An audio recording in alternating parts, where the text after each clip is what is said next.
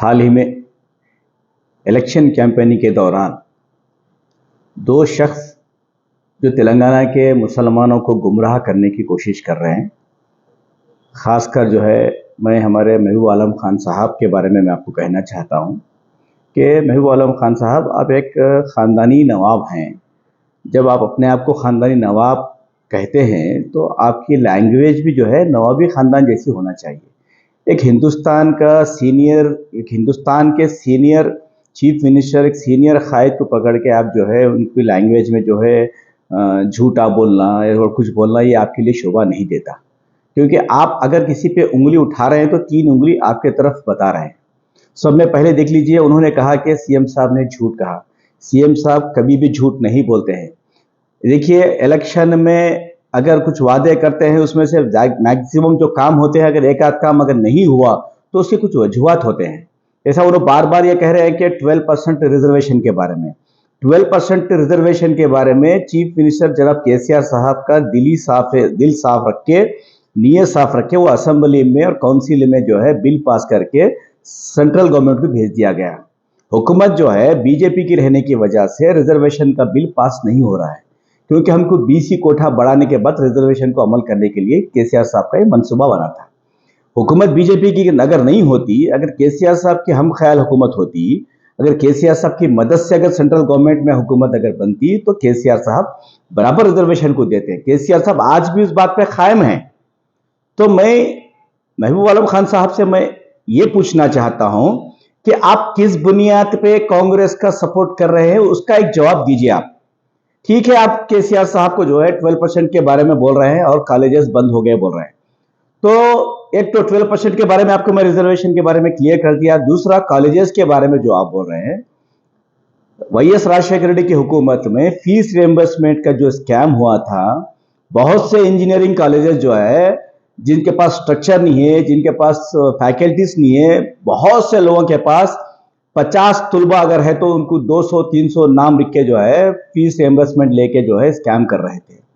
केसीआर साहब एजुकेशन के मामले में बहुत ही स्टैंडर्ड मेंटेन करना, तालीमी मैदान में किसी के साथ कॉम्प्रोमाइज नहीं हुए केसीआर साहब। बहुत से लोगों का टीआरएस में काम करने वाले एमएलसीज के भी कॉलेजेस क्लोज हुए, जैसा पल्ला राजेश्वरी साहब का कॉलेज है, हमारे महबूब नगर में जेपीएमसी कॉलेज है, जिनके पास स्ट्रक्चर नहीं रहने की वजह से बहुत से पोल्ट्री फार्म में इंजीनियरिंग कॉलेजेस खुले, वैसे कॉलेजेस को बंद किया गया। उसके अलावा मैं आपसे पूछना चाहता हूं कि आप बार बार बोल रहे हैं कि आप ऐसे कांग्रेस को सपोर्ट कर रहे हैं जिसका निशान हाथ है वो खूनी हाथ है। पूरे हिंदुस्तान में फसादात करने वाला कांग्रेस का हाथ। आप ऐसे हाथ को जो है, खूनी हाथ को आप सपोर्ट करने के लिए तेलंगाना के मुसलमानों को गुमराह कर रहे हैं, ये आपको शोभा नहीं देता है। मैं पूछना चाहता हूं आपसे कि आप जो है, जब कांग्रेस के दौर में टेररिस्ट एक्ट के तहत कई मुसलमानों को जेलों में भर दिया गया, आप जब कहां थे? कई मुसलमानों को फसादत में खत्म कर दिया गया, जब कहां थे आप? कांग्रेस के दौर में कई चीजों को जो है, मुसलमानों को जो है तालीमी इदारे नहीं खोले गए, कई स्कीमत नहीं लाए गए, जब आप आवाज क्यों नहीं करें? आज आप कांग्रेस का साथ दे रहे हैं, उसकी वजह क्या है? आप अगर कांग्रेस का साथ दे रहे हैं वो आपका जाती इख्तियार है, हम उसमें नहीं बोलेंगे, लेकिन आप तेलंगाना के मुसलमानों को जो गुमराह कर रहे हैं वो आपको शोभा नहीं देता है। मैं पूछना चाहता हूं, ये 10 साल में आप बोल रहे हैं कि मुसलमानों के लिए केसीआर साहब कुछ नहीं किए। आप सब में पहले नोट कीजिए, मेरे सवाल का जवाब आप दीजिए। आप बड़े हैं, हम आपकी इज्जत करते हैं। हम आज भी कि केसीआर साहब हमको पार्टी में ये सिखाए हैं कि किसी बड़ों के साथ बदतमीजी नहीं करना, लेकिन अखलाकी दायरे में हम आपको जवाब दे रहे हैं। हम चाहे तो हम भी बहुत जवाब दे सकते हैं आपको, लेकिन ये अखलाकी दायरे में है। अगर दोबारा फिर केसीआर साहब के ताल्लुक से अगर आप गलत बोलेंगे तो हम भी हमारी लैंग्वेज को भी गलत करना पड़ेगा। सब में पहले सवाल आपसे है कि तेलंगाना हुकूमत बनने से पहले मुत्तहिदा आंध्र प्रदेश में हमारे मुसलमानों के लिए कितने इदारे थे, आप उसका जवाब दीजिए। दूसरा जो है, शादी मुबारक के तहत कांग्रेस के दौर में स्कीम जो थी उसके लिए क्या खर्चा करे, वो जवाब दीजिए। बैरूनी मुमालिक में जाके जो तुलबा हमारे पढ़ रहे हैं उसके लिए कांग्रेस के दौर में क्या अखराजात हुए, कितने लोगों को भेजिए, वो उसका जवाब दीजिए। और जो है मक्का मस्जिद ब्लास्ट में जो है कितने मुसलमानों को अंदर डाला गया था, कितने मुसलमानों को जेल भर दिए थे, क्या वो सही सच है या नहीं है?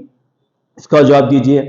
केसीआर साहब हुकूमत बनने के बाद सब में पहले मुसलमानों के घरों में तालीम होना बोल के टेम्बरी जैसे इदारे 204 स्कूल्स खोले। क्या इसको आप मानते हैं या नहीं मानते हैं?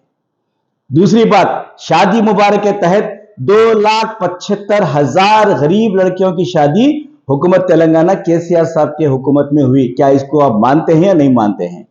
तीसरी बात, सीएम ओवरसीज स्कॉलरशिप जो 3,280 तुलबा America, London, France, Germany, Australia में जाके पढ़ रहे हैं, उसको आप मानते हैं या नहीं मानते हैं?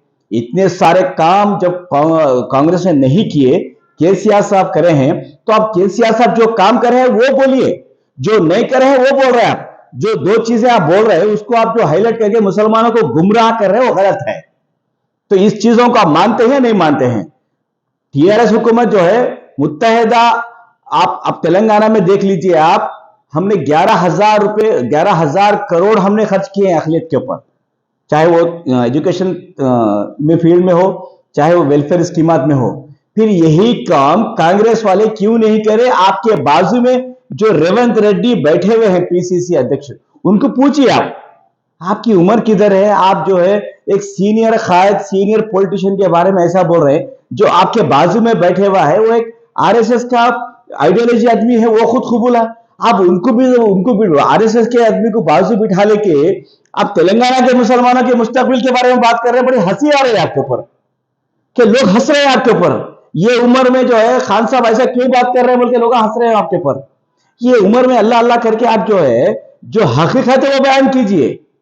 मैं आपसे अदबन अपील करता हूं, दोबारा आप हमारे चीफ मिनिस्टर केसीआर साहब के ताल्लुक से आप लहजा सही रखिए। जो हुकूमत के जो काम है उसको बोलिए, जो नहीं हुए उसको बोलिए, हम मानते हैं, लेकिन लैंग्वेज अखलाकी दायरे में रह के बात कीजिए तो ठीक रहेगा। दूसरी बात, इमरान प्रतापगढ़ी जो यूपी से आके जो है तेलंगाना में जो है बहुत बड़े अच्छे